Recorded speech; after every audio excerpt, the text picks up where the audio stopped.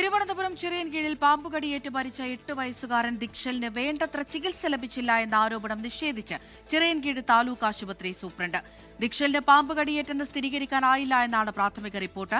വീഴ്ചയുണ്ടായിട്ടില്ല എന്ന് ഡിഎംഒയ്ക്ക് സമർപ്പിച്ച റിപ്പോർട്ടിൽ സൂപ്രണ്ട് വ്യക്തമാക്കി. അതേസമയം കായംകുളത്ത് പാമ്പുകടിയേറ്റ് യുവതി മരിച്ച സംഭവത്തിലും ചികിത്സാ പിഴവെന്ന ആരോപണവുമായി ബന്ധുക്കൾ.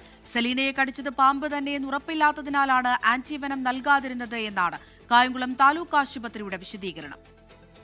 കാർ ഇവിടെ കൊണ്ടുവന്ന് കയറ്റിയിട്ടിട്ട് പോയി ഫംഗ്ഷന് പങ്കെടുത്ത് ആ ഫംഗ്ഷൻ കഴിയുന്നതിന് മുമ്പ് തന്നെ ഇവർ വന്ന് കാറിനകത്ത് കയറി ഒരു കാല് കാറിലോട്ട് വെച്ച് അടുത്ത കാലിൽ പാമ്പ് കടിച്ചു.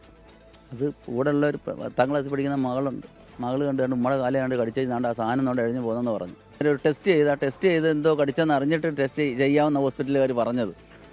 അങ്ങനെ ആ സമയം താമസിച്ചു. അപ്പോഴത്തേനും ഒരു ബാത്റൂമിൽ മൂത്രമൊഴിക്കാൻ പോയ ആൾ ബാത്റൂമിൽ വീണ് 10 മിനിറ്റ് ഇവിടെ കിടന്നു. എടുത്ത് പുറത്ത് കൊണ്ടുവരാൻ വയ്യാത്തൊരു ഇടുങ്ങിയ ബാത്റൂമായിരുന്നു എല്ലാവരും കൂടെ. അത്രയ്ക്ക് ബുദ്ധിമുട്ടായിരുന്നു ആ ഹോസ്പിറ്റലിൽ ആ ബാത്റൂം. അവിടുന്ന് പുറത്ത് കൊണ്ടുവന്നപ്പോഴത്തേക്ക് ഡോക്ടർ പരിശോധിച്ച് പറഞ്ഞ് മരിച്ചു പോയ ആള്.